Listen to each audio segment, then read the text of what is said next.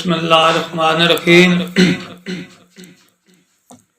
कम ज़रफ़ इंसान सुलझींदे नहीं बावनित समझांदे रविए।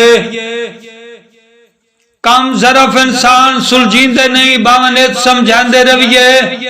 बेरुखियां कतन छुड़ेंदे नहीं बावा खूह लड़कांदे रविए।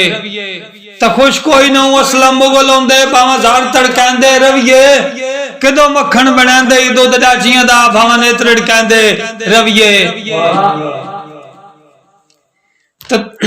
असी दस्या हा तन याद भी होसी गुजर औकात दे बारे।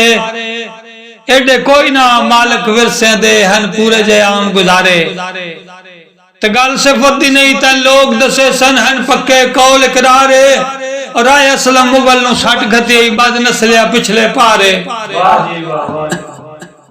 मैं तो जिद करेंदा कोई ना ओ जिद्दा कमेंदा वत्ते।